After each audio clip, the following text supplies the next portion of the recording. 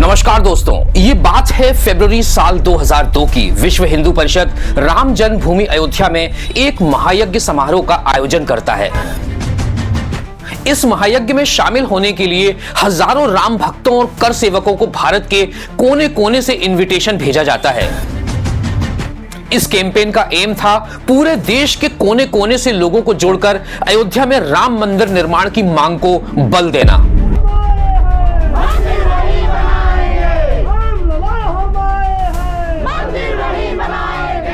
गुजरात से भी हजारों कर सेवक अयोध्या जाने के लिए तैयार होते हैं और 22 फरवरी को कर सेवक अहमदाबाद से अयोध्या की ओर निकलते हैं इस महायज्ञ में शामिल होने के लिए। 25 फरवरी को अयोध्या में शांतिपूर्ण तरीके से महायज्ञ कार्यक्रम खत्म होता है। काम खत्म होने के बाद समय था घर वापसी का। पूरे भारत से आए कर सेवक वापस जाना शुरू करते हैं। ऐसे ही गुजरात से जो कर सेवक आए थे वो भी वापस जाने के लिए अयोध्या स्टेशन से 26 फरवरी को साबरमती ट्रेन पकड़ते हैं। Sabarmati train Ayodhya railway station पर आती है। ट्रेन की सीटिंग कैपेसिटी 1320 से ज्यादा की नहीं थी, लेकिन उस दिन करीब करीब 2000 लोग थे इस ट्रेन में और इन 2000 लोगों में से भी लगभग 1700 कर सेवक थे। इसमें जो कोच S5 और S6 थे, कहा जाता है कि इनमें सबसे ज्यादा कर सेवक मौजूद थे। S6 कोच जो इस पूरी घटना का केंद्र बना वो ट्रेन के बीचों बीच था। इसके बाद ट्रेन निकल पड़ती है अयोध्या से और 27 फरवरी 2002 को अपने राइट टाइम से लगभग 4 घंटे देरी से पहुंचती है गोधरा। वक्त था सुबह के लगभग 7:43। इस दौरान वहां स्टेशन पर कुछ कर सेवक उतरते हैं और अपनी जरूरत का कुछ सामान भी खरीदते हैं। कुछ रिपोर्ट्स ये दावा करती हैं कि उनकी स्टेशन पर वहां के लोकल वेंडर से झड़पें भी हुई थी। उसके बाद सिग्नल जैसे ही ग्रीन हुआ, ट्रेन प्लेटफॉर्म से धीरे धीरे रवाना होती है कि तभी किसी ने इमरजेंसी ब्रेक पुल कर दिया। ट्रेन एक तेज आवाज के साथ आउटर सिग्नल पॉइंट के पास रुक जाती है। कहा जाता है कि ट्रेन की चेन एक बार नहीं बल्कि कई बार खींची गई। ट्रेन रुकी ही थी कि तभी अचानक यहां पर पहले से ही करीब 2000 लोग इंतजार कर रहे थे और अचानक से ही इन लोगों ने कोच S5 और S6 पर पत्थर फेंकना चालू कर दिया। इन दोनों बोगियों के गेट और विंडोज कर सेवक अंदर से बंद कर लेते हैं और इसके बाद उन दोनों ही बोगियों में आग लग जाती है। आग इतनी भीषण थी कि लोगों को बोगियों से बाहर निकलने का मौका तक नहीं मिला। कई लोग जिंदा जलकर मर गए और कुछ लोग तो नींद में ही जलकर मर गए। जब तक फायर ब्रिगेड आती 59 लोग जल के मर चुके थे, जिसमें 22 पुरुष, 27 महिलाएं और 10 बच्चे शामिल थे। इसके बाद ट्रेन जो जली हुई बॉडीज थी, कोच में इनको एज इट इज लेके अहमदाबाद पहुंचती है। उसके बाद हिंदू परिषद के लीडर्स ने इन बॉडीज को खुली गाड़ियों में रखा और 20 शहर से निकाल के VHP के कार्यालय में पहुंचाया। जहां जहां से ये गाड़ियां गुजर रही थी, वहां वहां लोगों में गुस्सा और बदला लेने की भावना बढ़ती जा रही थी। इन बॉडीज को देखकर जितने भी हिंदू संगठन थे, VHP, बजरंग दल, RSS, इनके लीडर्स काफी गुस्से में आ गए और अगले ही दिन विश्व हिंदू परिषद ने गुजरात बंद का ऐलान कर दिया। और फिर 28 फरवरी की सुबह से ही पूरे गुजरात में मुस्लिम्स के ऊपर ऑर्गेनाइज्ड अटैक स्टार्ट हो जाते हैं, जबकि इनका गोधरा कांड से कोई लेना देना नहीं था। ये ऐसे ही था जैसे इन गुजरात दंगों की सजा मुसलमानों की भीड़ के द्वारा उत्तर प्रदेश के किसी गांव में रह रहे किसी हिंदू परिवार को दे दी जाए। गोधरा में ट्रेन में लगी नफरत की आग ने जल्द ही पूरे गुजरात को अपनी चपेट में ले लिया और फिर देखते ही देखते पूरे गुजरात में दंगे भड़क उठते हैं। लेकिन दोस्तों, आज भी ये कंट्रोवर्शियल ही है कि ये आग आखिर लगी कैसे, और इसे ही लेकर पूरा विवाद है जिसने पूरे गुजरात और फिर पूरे देश में भूचाल ला दिया। इस दरमियान फाइल हुई दर्जनों चार्जशीट्स, कॉन्स्पिरेसी थ्योरीज के दौर चले, मीडिया रिपोर्ट्स आई, तमाम डॉक्यूमेंट्रीज बनी, पॉलिटिकल तूफान उठते रहे, जांच कमेटियों की ढेरों रिपोर्ट्स भी सामने आई, लेकिन कभी सामने नहीं आई तो बस साबरमती एक्सप्रेस कांड की असलियत। घटना के तुरंत बाद कई तरह की बातें हुई। हिंदू संगठनों ने इसे हिंदुओं के खिलाफ एक प्री प्लान्ड साजिश करार दिया। गुजरात सरकार ने भी इसे साजिश बताया और कहा कि कश्मीर के आतंकवादियों और गोधरा के कट्टरपंथियों ने इसे मिलकर अंजाम दिया है। वहीं दूसरी तरफ एक पक्ष का मानना था कि ये एक हादसा है तो फिर सच क्या था? ये साजिश थी या फिर एक हादसा?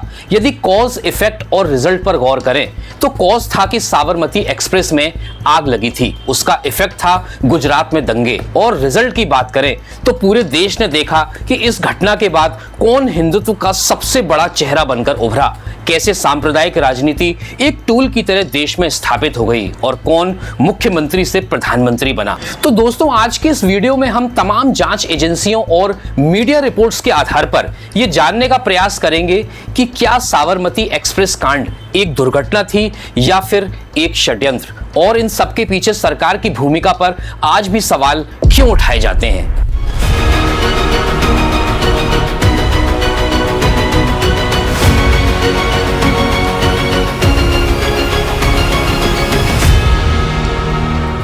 वीएचपी के कुछ नेताओं ने मानवता को शर्मसार करते हुए इन बॉडीज को रेलवे स्टेशन से उठाकर खुली गाड़ियों में रख दिया और 20 शहर से निकालकर अपने कार्यालय ले गए, जैसे कि कोई जुलूस निकाला जा रहा हो। जब ये गाड़ियां शहर से गुजरी तो लाइव टेलीकास्ट हो रहा था और जगह जगह नारे लग रहे थे। यह बॉडीज देख के अहमदाबाद पूरा शॉक्ड हो गया था। तब लोगों को पता चला कि आखिर हुआ क्या है। उसके बाद सिचुएशन जब आउट ऑफ कंट्रोल होने लगी और फिर जब वीएचपी के नेताओं ने देखा कि मामला बिगड़ रहा है तो उन्होंने मजबूरी में उन शवों को 16 सिविल हॉस्पिटल पहुंचाया, लेकिन तब तक बहुत देर हो चुकी थी। इन बॉडीज को देख के जितने भी हिंदू संगठन थे, वीएचपी, बजरंग दल, आरएसएस, इनके लीडर्स भी काफी गुस्से में आ गए थे और 16 हॉस्पिटल के पास ये सारे लोग इकट्ठे होने चालू हो गए थे। 16 सिविल हॉस्पिटल के पास एक पीसीआर वैन खड़ी थी जिसने इन्फॉर्म भी किया कंट्रोल रूम में कि सिचुएशन खराब हो सकती है। जिस तरीके से बसों में लोग इकट्ठे होकर पहुंच रहे थे, यहां पर सिचुएशन आउट ऑफ कंट्रोल हो सकती है। और जब हॉस्पिटल में नॉर्मल फॉर्मेलिटीज हो गई, उसके बाद शवों को अलग अलग रास्तों से शमशान ले जाया गया। जिन जिन इलाकों से शव निकल रहे थे वहां पर नारे लग रहे थे। हालात बेकाबू हो चुके थे, लोग सड़कों पर उतर आए थे। बात इतनी हद से आगे बढ़ गई थी कि मारकाट शुरू हो गई थी। दोस्तों, मैं अपने इस चैनल पर शब्दों में बयान नहीं कर सकता, उससे भी आगे बढ़ करके चीजें हुई। उस पर्टिकुलर टाइम पर न्यूज चैनल्स पर इतनी रेस्ट्रिक्शंस नहीं थी और इस वजह से और दिक्कत हुई। रिपोर्टर्स ने ग्राउंड रिपोर्टिंग करते समय काफी इंफॉर्मेशन लाइव टेलीकास्ट कर दी, जिससे दंगे और भड़क गए। ये लाइव टेलीकास्ट देख के जो लोग दंगे कर रहे थे उनको और भी आसानी हो रही थी ऐसे इलाके ढूंढने में जहां पर पुलिस नहीं थी। और सब कुछ लाइव करने से एक दिक्कत और हुई कि सारी इंफॉर्मेशन पूरे गुजरात तक पहुंच रही थी। तो अहमदाबाद, गांधीनगर, गोधरा, बड़ोदरा, सूरत, हर जगह दंगे फैल रहे थे।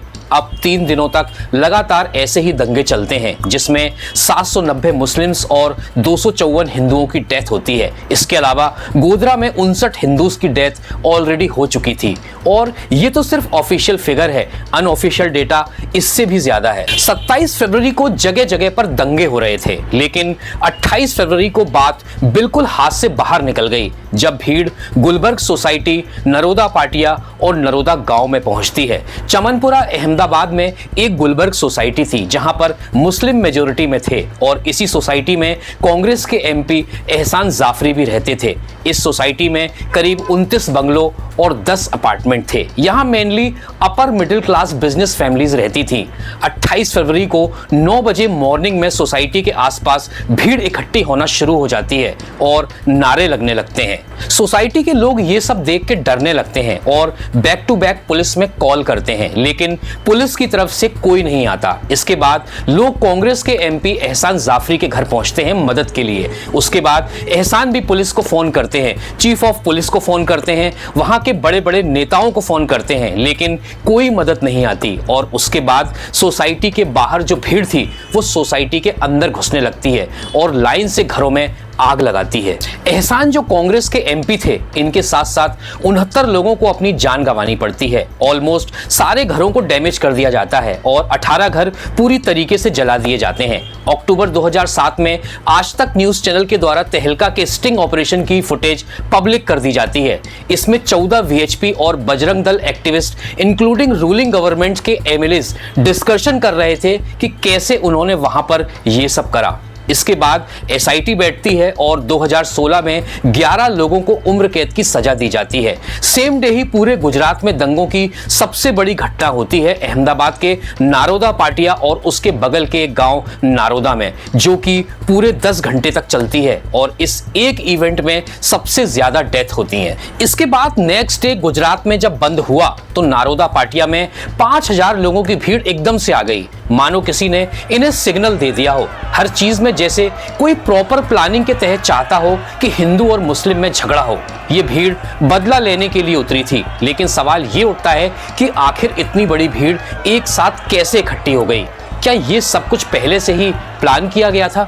9 बजे सुबह से ये भीड़ हमले पर उतर आई। एलपीजी सिलेंडरों से घरों में आग लगा दी गई, लोगों को खींच कर बाहर निकाला गया और बेरहमी से मारा गया। 10 घंटे तक ये खून खराबा चलता रहा। भीड़ के पास हथियार कहां से आते हैं ये आज तक एक रहस्य है। इतनी बड़ी बड़ी इन्वेस्टिगेटिंग टीम बैठी थी, लेकिन इस चीज का आज तक नहीं पता लगा पाई कि इनके पास हथियार कहां से आए थे।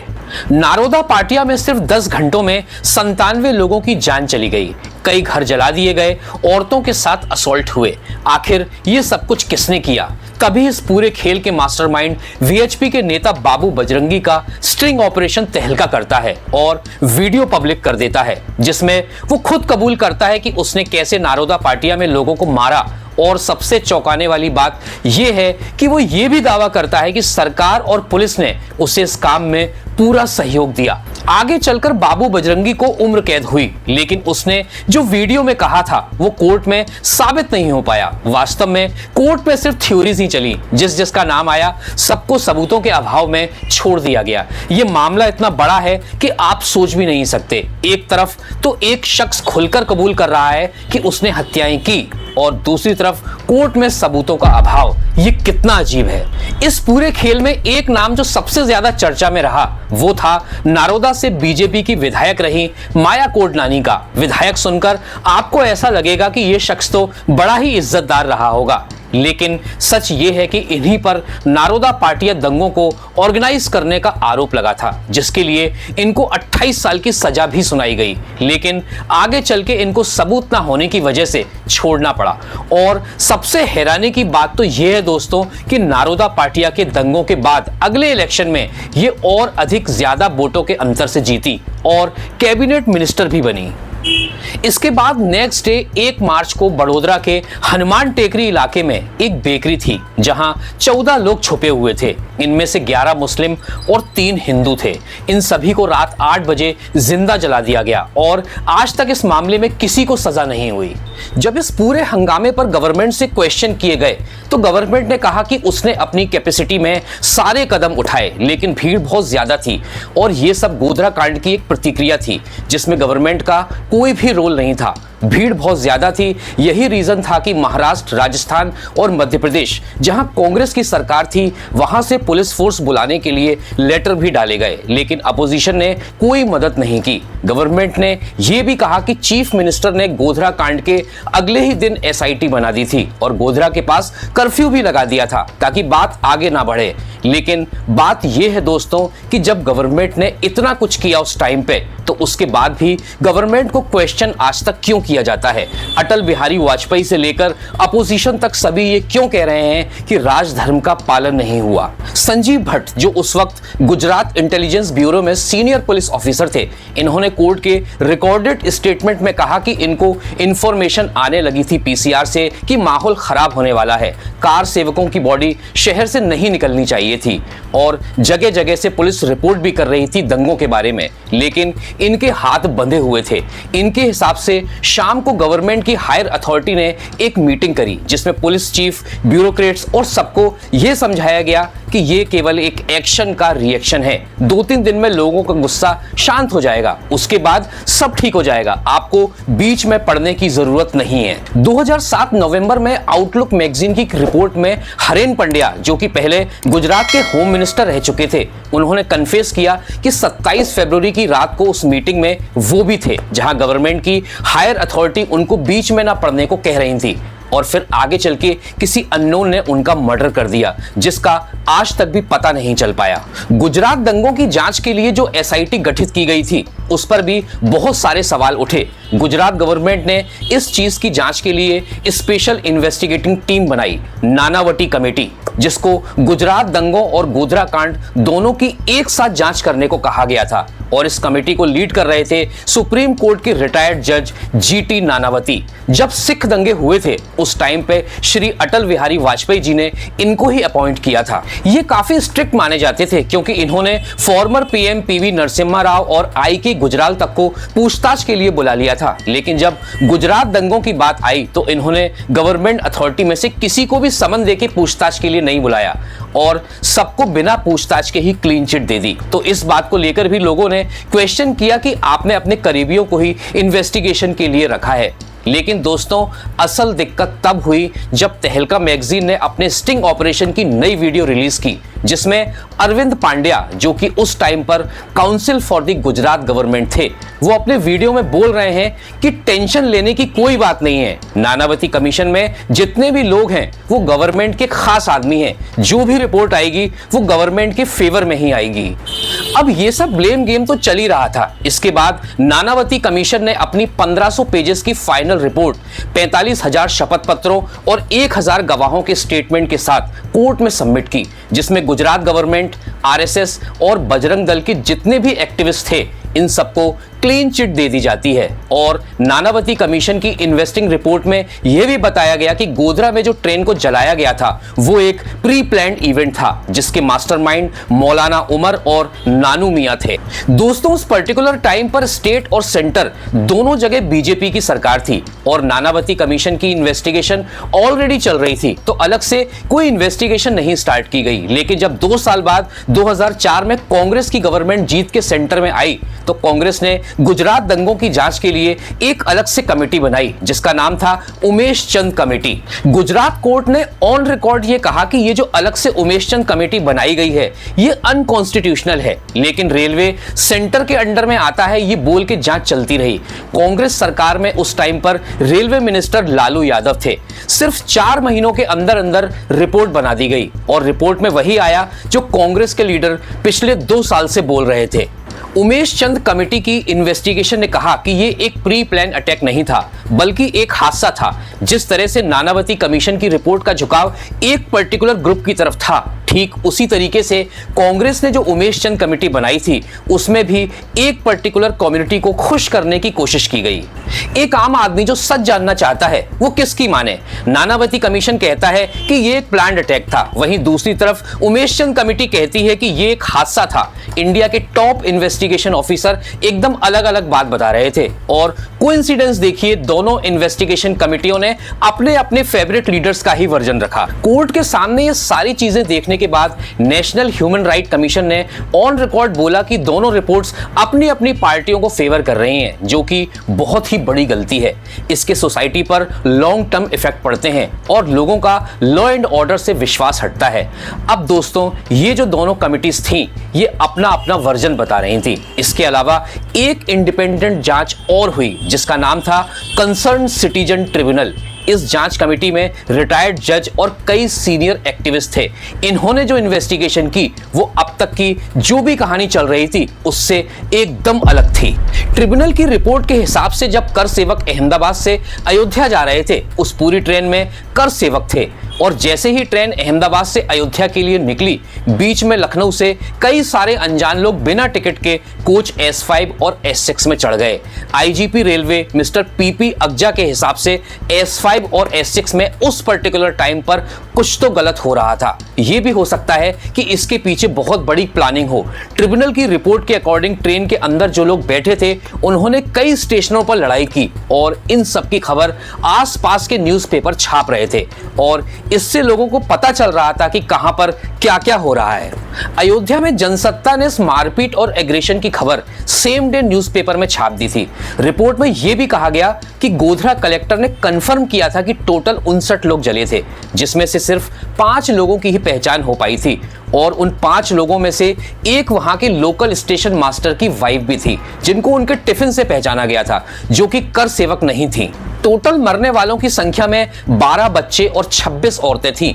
तो नानावती कमेटी इतनी श्योरिटी से कैसे कह सकती है कि जो लोग मरे थे वो सब के सब कर सेवक ही थे? दूसरी चीज इसमें यह भी कही गई कि अगर 2000 लोग कर सेवकों को मारने का वेट कर रहे थे तो इसके बारे में किसी को कुछ पता क्यों नहीं चला? 2000 लोगों की भीड़ ये कोई छोटी मोटी संख्या नहीं है। अगर आप स्टेशन के प्लेटफॉर्म पर 2000 लोगों को एक साथ खड़ा कर दें तो सिर्फ S5 और S6 कोच ही नहीं बल्कि पूरी ही ट्रेन के आसपास लोगों की भीड़ दिखाई देगी, क्योंकि इतने लोगों को खड़ा होने के लिए काफी ज्यादा एरिया की जरूरत होगी। और जब पूरी ट्रेन में ही कर सेवक हैं और कर सेवकों को ही निशाना बनाना था तो सिर्फ 2 कोचों को ही क्यों अटैक किया गया? बाकी के कोचों में क्यों कुछ नहीं हुआ? दोस्तों, 3 अलग अलग जांच एजेंसियां इस मामले की जांच कर रही थी, लेकिन आज तक ये साफ नहीं हुआ कि आखिर आग लगी कैसे। लेकिन एक बात तो साफ है कि बदला लिया गया, और वो भी उन लोगों से जिनका गोधरा से कोई लेना देना नहीं था।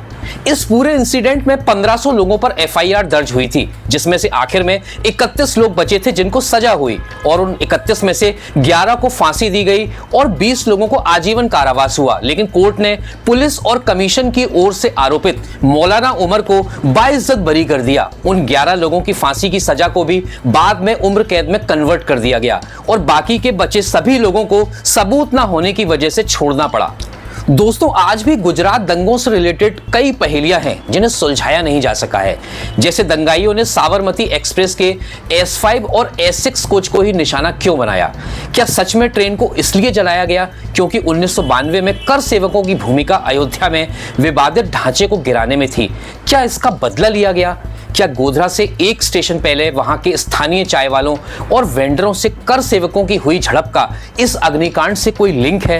गोधरा से कुछ दूर जब 2000 लोगों की भीड़ जमा हो रही थी और पेट्रोल में कपड़े भिगोकर आग लगाने की तैयारियां हो रही थी, तब पुलिस और प्रशासन किसी को भी कुछ क्यों नहीं पता चला? जब दंगे हुए तब दंगाइयों को तलवार, हथियार आदि की सप्लाई कहां से हुई? ये सप्लाई कौन कर रहा था? और कर सेवकों की डेड बॉडीज को खुली गाड़ियों में रखकर शहर के बीच से क्यों निकाला गया?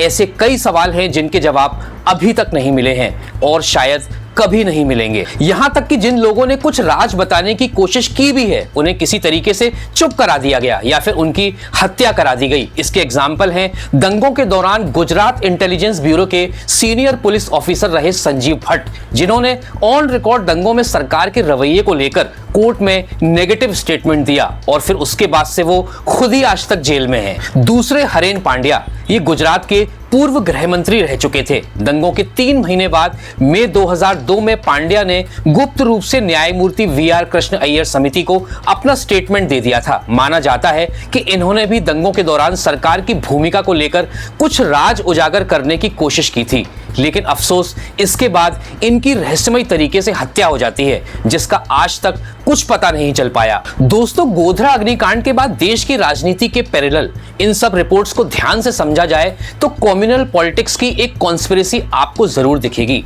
यदि हम ये मान भी लें कि इस घटना का वाकई में राजनीतिक इस्तेमाल करने का इंटेंशन मौजूदा सरकार का नहीं था, तो वो इस घटना के तुरंत बाद ही सबसे पहले राज्य में कर्फ्यू भी इंपोज कर सकते थे और निर्दोष लोगों को दंगों में झोंके जाने से बचाया जा सकता था। और फिर उसके बाद जो लोग गोधरा अग्निकांड घटना के लिए जिम्मेदार थे, उन्हें कड़ी से कड़ी सजा देकर एक एग्जाम्पल सेट किया जा सकता था, ताकि अगली बार कोई ऐसा हीनियस क्राइम करने से पहले 100 बार सोचता।